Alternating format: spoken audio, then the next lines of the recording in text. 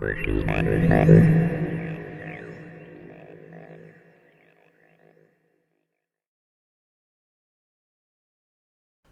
Attwood of National Geographic TV's Bangkok Abroad. I served just under 6 years in some of Arizona's most deadly jails, here with Billy Moore. Nice to meet you. My name's Billy Moore. I served 3 years in the Bangkok Hilton, known as Kolong Prem, one of Thailand's most notorious prisons. That was what. And how did you end up in that prison, Billy? I ended up due to kind of being involved with, I kind of spiraled into addiction. It kind of wasn't a career move or something I wanted to achieve, but I found myself mixing with the wrong company. And as they say, bad company corrupts character, and I was involved in Muay Thai boxing, a lot of kind of underground, seedy, backstreet stuff. Which I found kind of really attractive, which was strange really, because I'm the type of person who craves chaos and a chaotic lifestyle, and I always couldn't understand why, you know what I mean? So you think that part of your personality led you to drugs and to the fighting? The chaos? Yeah, because I was conditioned from an early age to believe that, you know, I was worthless, and you know, I was surrounded by violence. You know, I was, you know, every day was a war. You know, fought on the streets, I fought in the house, I fought in the ring, I fought on the prison landings. You know, and I progressed into addiction pretty quick and snowballed into a lifestyle which was like revolved around fantasy. You know what I mean? Right. So stopping that. Take me away from the drugs, and I'm left with, you know, all this anxiety and what to do, and you know, and I think I craved that type of lifestyle again. So your addiction led to crime, and what was it that you were convicted for that you ended up going to prison in Thailand? And handling stolen goods. Handling stolen goods. Yeah. You were sentenced to 3 years for that. Yeah. So how on earth did you survive this barbaric Thai prison? Pretty much, and I took it like I dealt with it. It was tough, to be honest. It was really tough. I mean, I made it as hard as I did because of the way I behaved and the way I reacted. You know what I mean? I'd react to anything. You know what I mean? And I joined the boxing team, and I became a novelty, and I fought with them, and. Yeah, I don't know. So when you went in there, did the gangs approach you? No, I kind of kept away from that type of stuff. I'd seen and witnessed what they were about, and it was only later on in my sentence that I got myself involved in a lot of debt. In prison? Yeah, with drugs, you know, that turned into violence. I was subjected to threats, you know, I was subjected to violence. I retaliated, you know, and I never won. Right. You know, I was always fighting a losing battle, and it was only when I kept losing and I kept turning up at the hospital, presenting myself with cuts and bruises, and he said, you're going to die. You're going to die. What we need to do with you is you need to do something different. You need to change. And one of these commandos, which is he's a lovely fella, said, look, you like the Oscar de la Hoya's prison. Why don't you get in the ring? You know what I mean? Right. Why don't you fight with the Thais instead of like with the gangs? Yeah. And with that, it became like family orientated, and they invited me into their gym really. Took care of me, sat with me, broke bread with me. And we couldn't communicate in English, but the communication was kind of, we knew, you know what I mean? We just knew, you know, it was in the eyes, it was in the smiles, it was in the body manner. And I felt like a part of something, you know what I mean? I felt a part of something, and that kind of allowed me to escape from the austere surroundings, if briefly, you know what I mean? So channeling your energy into Thai boxing earned you the respect of the prisons. But just going back, because where I was at, it was all completely gang controlled. So as soon as you go in, the gangs check your charges, tell you the rules that you must obey or else you get smashed. What kind of hierarchy is there in the Thai prison, and were you approached by any gangs or? The hierarchy was more like the gangs were, I'd say, with the blue shirts. The blue shirts, what does that mean? Well, you've got the commandos where they're the prison guards. Prison guards are the commandos. Yeah, and then underneath the prison guards are trusted inmates who were given batons and keys. So trustees are blue shirts? Trustees are blue shirts, and they have got their own kind of gang. Right. So they kind of control the monopoly on everything, the money, who goes what, who... So on the subject of prison rape then, where I was at, the prison actually had what's called a rape class, because so many people have been raped in the US prison system. It's mandatory for the prisoners, and it's all about, they show videos of young people coming in, they get into debt by these predators, and then, to repay their debt, then they would get forced into sexual acts. And at the end of the rape class, they said basically, the bottom line is you guys have got to start reporting it to stop it. And then someone stood up and said, look, if we report anything, we're a snitch. Snitching is kill on sight. How are we supposed to report it?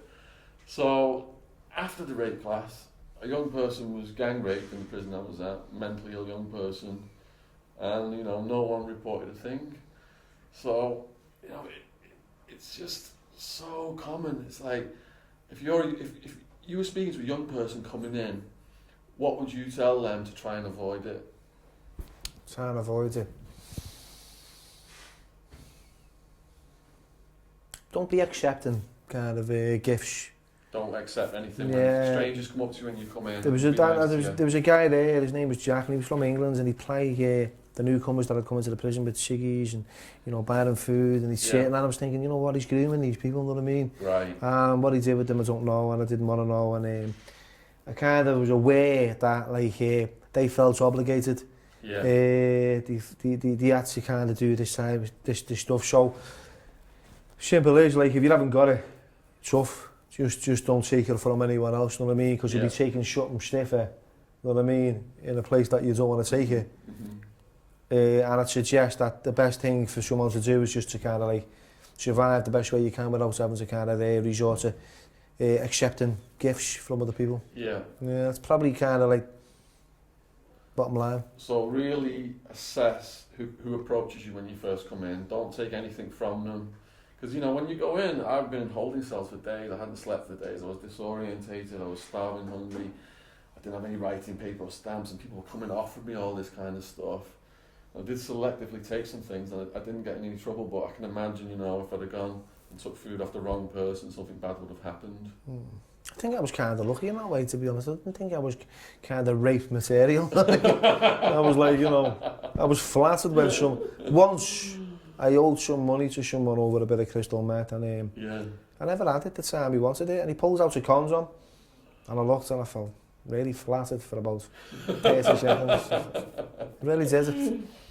Are you for real? You know what I mean? And then I realised that it could go a little bit further, but no, it never kind of. I was never subjected to anything like that. But that's the only guy who hits on you in the whole. No, we had many lazy boys kind of. I like your blue eye. I was thinking, I'm just glad you don't like the brown one. You know what I mean? I'm busy impressed with the blue one. But it was that kind of stuff. But it was. Because where I was at, it was considered heterosexual to be receiving oral sex from a she-male. And I never went there, but they told me after 5 years, you generally go in down that road. And there's the difference between being a top and a bottom in the sexual act. It's like a double standard, because if someone comes in, who's done a sex crime, it's kill on sight, which I don't fully understand, but these gang members are raping people, young people who are coming in, and it's completely accepted in the prison. Yeah, I suppose that there's a lot of acceptance within walls of prisons, because I understood that when I was in there was a lot of kind of acceptance around the third gender. Basically, they were like superstars in the prison. Outside there were no one, the lady boys. Yeah, there were no one to speak to them. they brought shame upon society, but within the prison walls, they became like supermodels. Right. There was a lot of wolf whistles, and it was like, whoa. Yeah. You know what I mean? If I was one of them, I'd be wanting to be there. You know what I mean? If walking around in a thong and a pair of high heel boots got me a wolf whistle, then I would. You know what I mean? But I'd stay there. But the reality of it was, it didn't do for me. So there was a lot of acceptance. Yeah. Yeah. See, what I'm looking at now, I'm comparing like where you was to where I was. The comparison is massive. Yeah. It's different cultures, different kind of the orientation, different kind of acceptance levels. Like to be in a prison in the UK, and I think Western societies, like around people who are paedophiles and rapists and that, they get, like you said, dead. It's a dead sentence. Yeah. They're on protection. They're separated. But within Southeast Asian prisons, they're kind of like, look, we're here and we're all one big toxic mess, and we just don't care what you're in for. So, yeah, that's a bit strange. Was it a death row out where you were? Yeah, there was a death row. Death for drugs. It was mainly it was drugs. There was a lot of people on death row for drugs and murders. But like murder weren't kind of like it was more of a number that you got. Yeah. We get a life sentence anywhere else, but they got a number. 35 years, 80 years, 60 years. It was a number, and if they got a number, they were really, really happy. Right. They come back smiling. I said, well, how long is he getting? I got 60 years. Are you very happy? I said, what, 60 years? Yeah. He says, yeah, the reason I'm happy is because it's a number. I can work down off that. So yeah, there was a lot. But mostly it was drugs. It was all heroin or yabba. Right. Right, I'm a big fan of your book, Prayer Before Dawn. I've read it twice now. Been recommending it to all my friends. And I think it's inspirational that you're doing so well to other prisoners who are possibly looking at you. And I'm wondering if you could just talk a little bit about how you got into writing. Yeah, the only answer I've had for that, right, is because I couldn't write a letter unless it was in back slang to me mum, begging her for a bit of money when I was in a prison in the UK to get some tobacco so I could go buy drugs. And I'd write the way I spoke. All right, ma, is right, laughing, sort it out. I had no education, qualifications to speak of. But when I was in this prison in Thailand, I looked around and I saw stuff that you couldn't invent. You couldn't conjure it up in your worst nightmares, and it was just unbelievable. Yeah. So I kind of had a daily journal and documented actual factual information. It was easier then, you know what I mean, to kind of look back and go, well, this is actually what happens. And I'd seen people stabbing themselves in the neck a dozen times and come running out the cell, and blood was squirting everywhere, and this guy was known to have AIDS, and to me it became normal. I was more concerned about getting some hot water while he was a distraction. Right. So the queue was getting smaller while everyone was looking at this. It was conditioning. But when I got back to the UK and I was sitting in a cell in Wandsworth, I decided to I couldn't speak, couldn't communicate with anybody back home. It was like very difficult. My language, the language barrier had changed because I was speaking fluent Thai. I had to learn Thai so I could get the right drugs. So I started writing stuff down from what I documented into a story of what it was like. And it was more to do with freeing myself up, more therapeutic. Because I'd write it and I'd read it back and I'd go, oh my God. And I'd feel sorry for the guy in it. Yeah. I'd go, oh my God. Because when I'd share it with like yourself, you'd probably identify, but it was to share it with another cellmate who's just been in a cell and watching, the telly in his room and I'm playing on an Xbox, and he hadn't seen what I'd seen and done what I'd done. It was like, look at me like I was twisted. Yeah.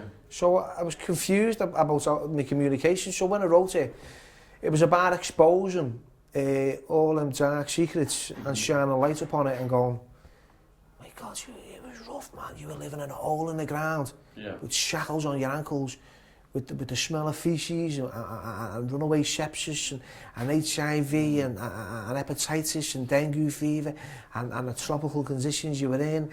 People were dying on a daily basis. You were standing over dead bodies just to get your medication, in white sheets. It was daily. I counted 25 people going out that prison dead in 1 week. Right. In white sheets, and it was like, I was tell someone honestly, go, you for real, Bill? How are you telling me this? So, Hey Billy, if you were someone coming into prison, what advice would you give that person about prison survival based on your experience in a Thai prison? keep your mouth shut for the kick-off. So that's number one rule, is keep your mouth shut. No Yeah. snitching. No Talking snitching. to the guards. No talking to the guards. Do not get into debt, no matter what. Don't borrow nothing off nobody. What kind of debts are you talking about here? Drug debts, gambling debts? Cigarettes. Cigarettes? Are the number one offender. Then it'll be food. And yeah, gambling, getting involved in gambling betting, which I kind of got myself involved in, and you know, and I lost, and I ended up having to pay a lot of cartons of cigarettes, which I never had. And Yeah. that became messy, really. Yeah. So yeah, that number one rule is just keep yourself to yourself. Don't take any shit off anyone, basically. Yeah. Stand up for yourself. When it does come on top, it'll be seen as a mark, really. You know what I mean? So if anyone approaches you and threatens you, you can't back down, otherwise then you'll be considered a punk and everyone will have a go at you. Yeah. Right. And where I was at, I think debt was probably the number one cause of violence and murder. Yeah. I mean, 90% of the guys were shooting up heroin and crystal meth. Mm. There's this big economy in the drugs in there, and you know, it's a big business for the gang as well. They control that. Mm. How big was drugs in the prison you were at? It was massive. We're talking kilos of crystal meth and China White, the heroin, and yaba, which is translated in Thai as a crazy drug. A gang called the Samurais would have all that stuff on lockdown.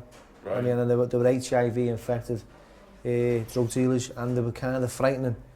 And if you were in debt to them, they'd kill you with hypodermic syringes made out of barrows, which were kind of infected with their blood, and it'd be a slow kind of death. Yeah. You know what I mean? So it's that alone, you know, would put feelings in anyone. I mean, they had what, hepatitis C, AIDS, various diseases. Hepatitis C, hepatitis. You can go through the whole lot of hepatitis. HIV to full blown AIDS. Yeah. Right. What about coming into prison? What kind of body language should people project? Kind of like, I remember these two African guys used to bounce around with a swagger, and they were massive, big chest, you know what I mean? Yeah. And they'd argue all day with everybody. Right. And you could see that they were trying to portray something that they really weren't, you know what I mean? Right. They were acting as if, and you know, you're seeing these little Thai guys, and you know, these two Thai guys stood up to these two big African guys, yeah. and just put them in the place, you know what I mean? Yeah. And these two guys just walked away like meek as you like, Right. you know what I mean? And humiliated and frightened, you know what I mean? Because they must have said something that kind of scared the living daylights out of So them. it's not a place to be showing off and bragging No. about what big a criminal you are. No, definitely not, you know So what I mean? when you go in there, would you disclose what your charges are to other prisoners? Because where I was at, the gang asks you right away what you're in for, and if anything sex related or crimes against women or children, it's kill on sight or smash on sight. The funny thing was, in Thailand, it didn't matter if you were a paedophile, a rapist, or you raped kids. Really? There was no protection. There was no... The Thais didn't care what you were in for. Didn't care what they were in for. So there was no convict code against sex offenders. No, there was definitely no convict code against sex offenders, which kind of surprised me, because I was in a cell, sharing a cell with a guy from Australia. He was sentenced to 35 years for raping a 2-year-old girl. Right. And I was like looking around thinking, why is this man still alive? You know what I mean? Why are people still communicating with him? And if he was in England, they'd rip his ball sack off, and he'd be dead within minutes of landing in the prison. And I think the only code of practice that he has in the prison was, if you killed your parents, that was a no-no. That was a no-no. Yeah, because... You killed your parents. You could rape a child, but you couldn't kill your parents. Yeah, it was strange. Because I know a guy who'd killed his parents, and he got battered, and he had an head that looked like a box of oranges. Right. You know what I mean? Got lumps and bumps everywhere, and you know, this guy, the other fella, is just raped kids and all that stuff. And he's walking around like he owns the place. So there's not only the gang rules that you must obey, there's also the guards rules, isn't there? There's not just the convict code, you learn the guardrails and you learn to play around them over time to survive best. What kind of rules were there that the prison put on you, and how did you work your way around them? Well, one of the most bizarre rules I was up against was you cannot commit suicide. Right, which was kind of like, I thought, are these serious? Are these for real? Is this, a rule that you can kind of abide by? Because I was in this cell and I was on death row in punishment due to fighting again, and it got to a point where we're going to have to separate you from a general population. You're just a trouble causer and we can't control you. I was angry, I was full of rage, and I was full of fear at the same time, and I was put in this cell, and I was so desperate, and rock bottom, and I just wanted to die. And I had this little rapport going on with this little Thai guy, and I said, look, sell me your laces out of your trainees. I want to hang myself, I want to die. And he went, number one rule, you can't kill yourself. And I went, well, it wouldn't affect me. He went, but affect us. Collectively, this is what it was. Collectively, as a unit, as a cell, they'd be punished. Right, I see, like what the Nazis did. Yeah, each night they used to have, on the hour, every hour, someone sitting up watching the rest of the inmates. Yeah. You know what I mean? So, because there was a lot of suicides or a lot of suicide attempts, and I've seen people getting punished and beaten, for people dying in themselves. Yeah. So that was a big one as well. There's kind of other rules were like no gambling whatsoever. You couldn't have cards. Cards were non-existent. Right. The Thais would make cards, even in the country it's alone. So it was the guards that said no gambling? Yeah, no gambling. No sexual activity. Yeah, same where I was at, no sex. No fighting. No weapons, basically, and drugs, money. No contraband, which was money and kind of telephones and stuff like that. And was there a lot of shanks available? There was a lot of shanks available. These were like ice picks and machetes, and what was the strangest kind of like weapon I saw was, the cogs on a chain on a bike. Yeah. It goes round. Yeah. One of them that would cut an ice. Grief. And I've seen someone run at someone and smash them right in the face with that. Yeah. Can you imagine it? Just wham! Yeah. Just shut them clean out. Right. So there was and machetes and hatchets were kind of... machetes in there? Yeah, because they had this fish pond and they had trusted inmates who chopped these catfish. They were horrible looking things. Yeah. They'd beat them over the head with something and then they'd chop them up and they'd cook them and dish them out. So there was machetes. I sat, I had a picture taken and I should have had it, with a machete in one hand and a hatchet in the other. At a table, and I was thinking, this is just dead weird. Imagine this is a prison. Honest to God, it was like, I just couldn't invent this stuff. Yeah. You know what I mean? One of the most common questions I get asked is, did I drop the soap in the shower? And how prevalent was rape in the Thai prison? It was prevalent, it was gang rape. Gang rape? There was shells. Well, there was a lot of lady boys, which was...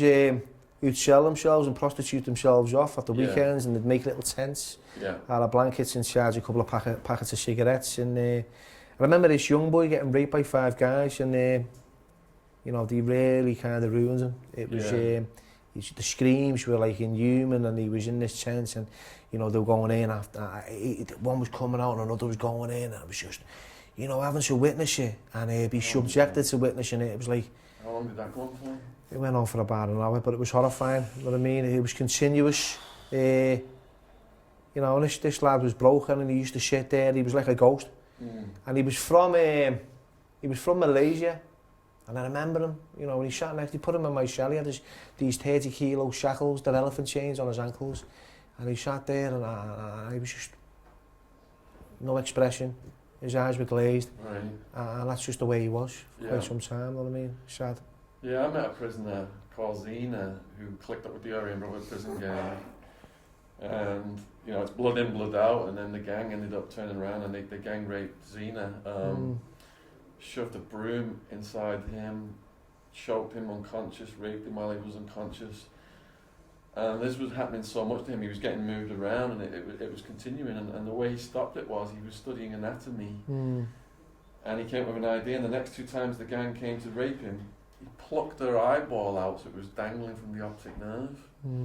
And he had a friend around that time who was gang raped. They shoved a light bulb in his backside, smashed it while it was in there. And another friend who was gang raped and decapitated. They got a shovel from the work crew, cut his head off. When the head was finally off, they picked it up and they positioned it where the rival gangs would see it, like the Mexican Mafia and the Mau Maus, to make the point that they were the most violent and ruthless out of all the gangs. It just blows your mind, doesn't it? You know, and I was arrested with some of my bouncers from the raves, and over time I clicked up with some people who protected me, but you know, the rape was going on, but you know, lucky you got through and nothing like that ever happened. What was kind of bizarre as well is the ties that the way they mutilated the penises, their own penises. Mutilated their penises? Yeah, they'd cut them into four from the foreskin. So it would look like a flower, right? And then they'd stitch it up. This is like, they'd operate on themselves. Right. Then they'd put little ball bearings and stones and bits of glass, and then they'd slice down the shaft, and then they'd inject it with Vaseline. And I'm telling you, it was like that. I'd seen it was like that. Whether to laugh or cry. It was through, this is a stylistic thing. This is just a fashion kind of. This is what they did. It was the type of fashion. It had a penis about 2 foot long, right, about a foot wide, and it looked like an octopus at the end. And I went, what's that? He said, I do for you, my friend, if you like, I do for you. I said, I would like to see what that did to someone's asshole. Because they were like, the lady boys, they like. I went, whoa.